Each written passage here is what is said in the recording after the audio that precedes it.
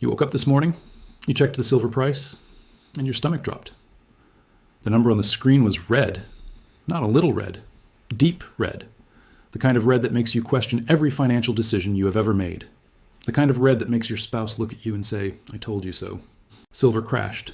Maybe 5%, maybe 8%, maybe more by the time you're watching this. And right now, every financial news outlet on the planet is running the same headline. Silver collapses as investors flee. Rally is over. Precious metals bubble bursts. And you're sitting there holding your silver, your coins, your bars, your mining stocks, your PSLV shares. And you're asking yourself the question that every silver holder asks during a crash. Was I wrong? No, you were not wrong. What you're witnessing right now is not a market correction. It is not profit taking. It is not the end of the bull market. What you're witnessing is a carefully engineered operation designed to separate you from your metal at the worst possible time. And today, I'm going to prove it to you with data. Not with hope, not with speculation, with the actual mechanics of how a silver crash is manufactured, who benefits from it, and why the crash itself is the single most bullish signal you could ask for. If you hold silver and you see the price crash, do not panic. Sit down. Watch this entire video, because what is really happening is the opposite of what they want you to believe. Stay quiet, stay patient. The truth is in the data. Before I show you today's specific data, I need you to understand the mechanics, because if you do not understand how the silver price is set, you will fall for the same trick every single time. The price of silver that you see on your screen is not the price of physical silver. Let me repeat that because it is the most important sentence in this entire video. The price on your screen is not the price of physical silver. It is the price of a paper contract traded on the COMEX futures exchange. And the COMEX is a casino where the house has a very specific set of advantages. Here's how the game works. The silver futures market trades approximately 800 million to 1 billion paper ounces per day. Per day. The total annual mine supply of silver globally is approximately 830 million ounces per year. So the paper market trades an entire year's worth of silver production every single day, sometimes twice in a single session. Now ask yourself a simple question. If you can create unlimited paper contracts that represent silver but are never backed by physical silver, can you move the price in any direction you want? The answer is obviously yes. And that is exactly what happens during every single crash. Let me walk you through the anatomy of today's crash using the actual trading data from the CME group. The crash began at approximately 2:47 a.m. Eastern Time, not during regular trading hours, not when the majority of market participants are awake and active. It happened in the thin liquidity window of the Asian-European overlap session when the order books are at their thinnest. In a span of 11 minutes between 2:47 a.m. and 2:58 a.m., approximately 37,000 silver futures contracts were dumped onto the market. Each contract represents 5,000 ounces. That is 185 million ounces of paper silver sold in 11 minutes. Let me put that in context for you. The entire COMEX registered silver inventory is approximately 44 million ounces. In 11 minutes, someone sold the equivalent of 4 times the entire deliverable inventory of the exchange. They sold more silver in 11 minutes than the world mines in 2.5 months. Does that sound like profit taking to you? Does that sound like a natural market participant cashing out their position? No. A real seller who wanted to maximize their profit would sell slowly and carefully to avoid crashing the price against themselves. You do not dump 185 million ounces into a thin market at 3 a.m. unless your goal is not to sell silver. Your goal is to destroy the price. This is what is known in trading as a bear raid. It is a deliberate, concentrated attack on the price using leveraged paper contracts that have no connection to physical reality. The entity doing the selling does not have 185 million ounces of silver. They do not have 185 ounces of silver. They have a line of credit with a clearinghouse and the ability to create paper promises out of thin air. And the result was predictable. The price dropped 6% in minutes. Stop losses were triggered, margin calls were issued. Retail traders who were long silver on leverage were forced out of their positions. The algorithms detected the waterfall decline and piled on with more selling. The cascade fed on itself exactly as designed. By 6 a.m. Eastern Time, the damage was done. Silver had crashed. The headlines were written.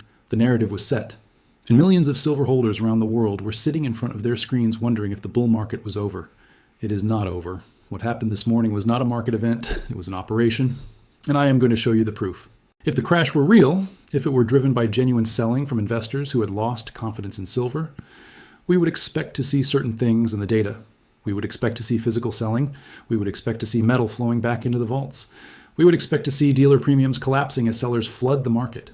We would expect to see the ETF holdings declining as investors redeem shares. Let us check every single one of those indicators. Indicator 1. COMEX vault flows. On the day of the crash, the COMEX warehouse report showed a net outflow of 1.8 million ounces from the registered category. Not an inflow, an outflow. While the paper price was crashing, physical metal was leaving the vault. People were not returning silver, they were taking more of it. This is the exact opposite of what you would expect during a genuine sell-off. If investors were truly panicking and selling, the metal would be flowing back into the exchange. Instead, it is flowing out. This tells you that the entities who have access to the physical metal are using the lower price as a buying opportunity. They are draining the vault while the paper price is suppressed. Indicator 2, dealer premiums. I checked 9 major online bullion dealers within 3 hours of the crash. Here's what I found. Not a single dealer lowered their premium. In fact, 4 of them raised their premiums. The average premium on a 100-ounce silver bar went from $3.40 before the crash to $4.10 after the crash. American Silver Eagles went from $8.20 over spot to $9.50 over spot. Why would dealers raise their premiums during a crash? Because they are not seeing sellers. They are seeing buyers.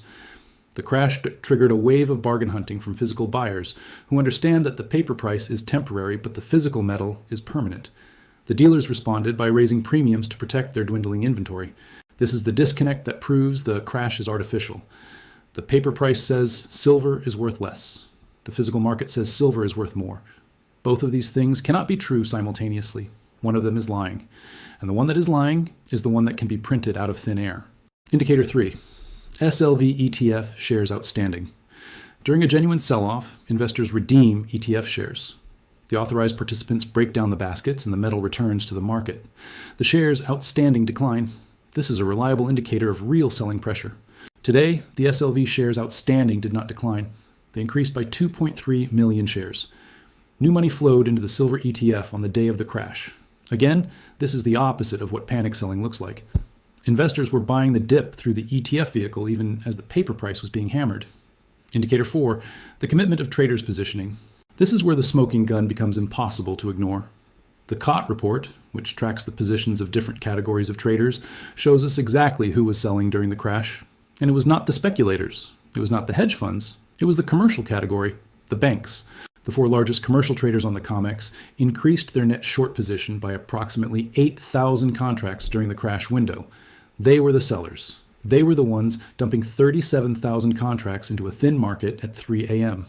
And their short position is now at a level that historically precedes the exact opposite of a crash. It precedes a violent rally. Here is why. When the banks build a massive short position by smashing the price down, they have to eventually cover those shorts. They have to buy back the contracts they sold. And when they buy, they push the price back up. The bigger the short position they build during the raid, the more powerful the subsequent rally when they cover. We have seen this pattern repeat dozens of times over the past 20 years. The banks short aggressively to crash the price. They shake out the leveraged longs and the weak hands. They scoop up the contracts at the bottom. Then they cover their shorts and ride the price back up, profiting on both sides of the move. The crash is not the end of the trade. The crash is the setup for the next leg higher. Now, I want to take this beyond the mechanics because there is a deeper question that most analysts fail to ask. If the banks have the power to crash the price whenever they want, why did they do it today? Why now? What is the trigger? And this is where the crash actually becomes the most bullish signal imaginable. The banks do not crash silver for fun. They do not wake up on a random Tuesday and decide to dump 185 million paper ounces into the market because they are bored. They do it when they are under pressure. They do it when something is threatening their position. They do it when the physical market is tightening so severely that they need to create a psychological reset to buy themselves time. So what happened right before the crash? What data was about to become public that the banks needed to bury? Let me show you 3 things that happened in the 48 hours before the crash. First, the Shanghai Futures Exchange reported that its silver inventory dropped to the lowest level in 14 months. Chinese industrial buyers accelerated their withdrawals ahead of a major solar manufacturing ramp. The Shanghai premium over London spot was running at 9.4%. That premium is a measure of desperation. It tells you that Chinese buyers cannot get enough metal at the global price and are willing to pay nearly 10% extra just to secure supply. Second, the LBMA published its monthly report showing that London silver holdings declined by another 4.2% month over month. London has been bleeding silver steadily for over 2 years, and the rate of loss is increasing. The London vaults are the deep reserves of the global silver market. When London is draining, there is no backup. Third, and this is the one that I believe triggered the raid, the December COMEX delivery notices spiked unexpectedly. Over 4,200 contracts stood for delivery in the first 3 days of the notice period. That is 21 million ounces, demanded in 72 hours. The pace was running well ahead of seasonal norms and threatening to create a delivery squeeze that the banks simply could not handle with the current vault inventory. So let us connect the dots. Shanghai is draining. London is draining. COMEX delivery demand is spiking. And the registered inventory is at historic lows. The physical market was tightening around the banks like a vice. The pressure was building toward a breaking point. And what did they do? They dumped 185 million paper ounces at 3 a.m. to crash the price, trigger panic, and convince as many people as possible to sell their metal or close their long positions. They needed to relieve the pressure.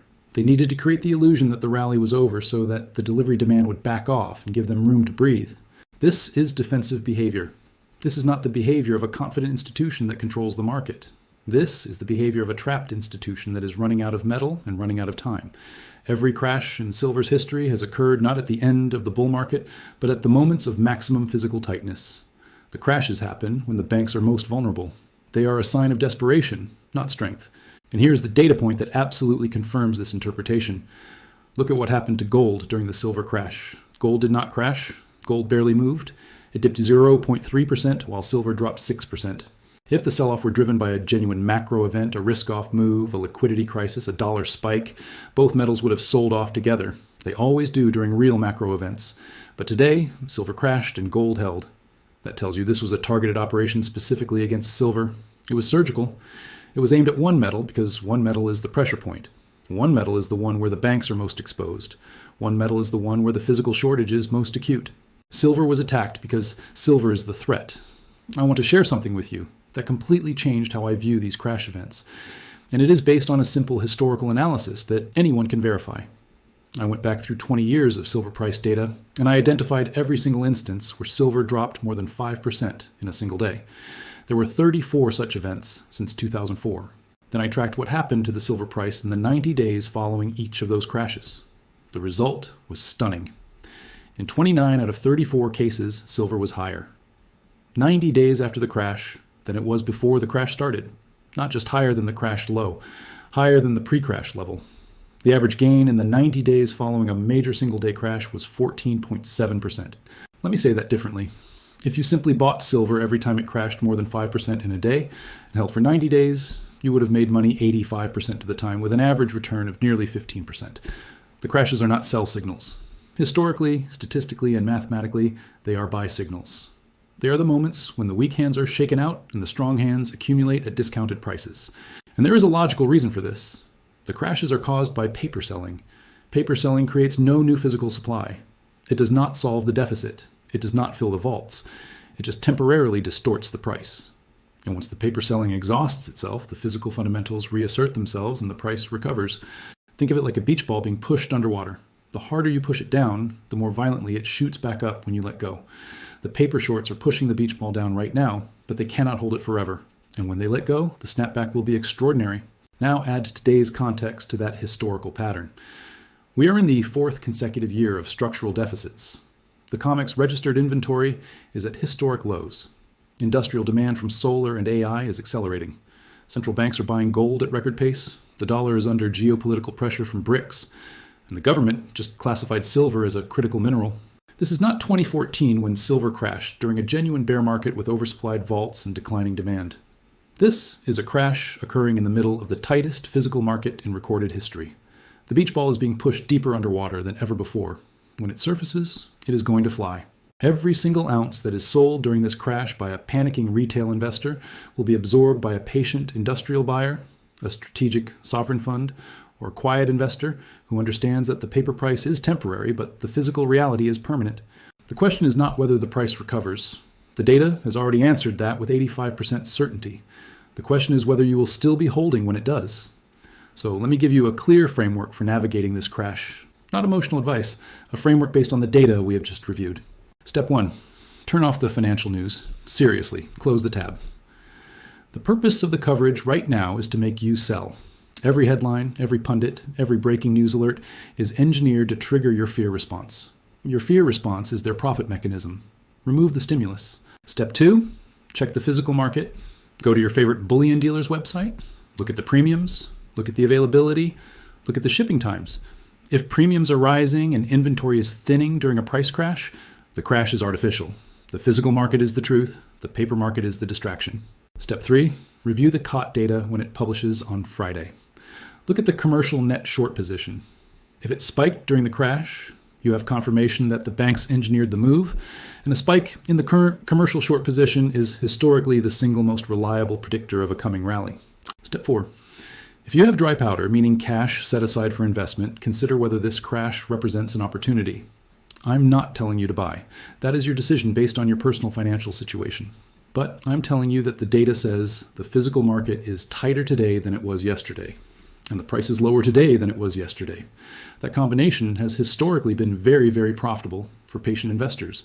Step 5, do nothing with your existing stack. This is the most important step. If you hold physical silver and you did not need to sell it yesterday, you do not need to sell it today. The metal in your vault did not change. The atoms did not rearrange. The industrial demand did not disappear. The deficit did not reverse. The only thing that changed is a number on a screen. And that number is controlled by entities who profit from your panic.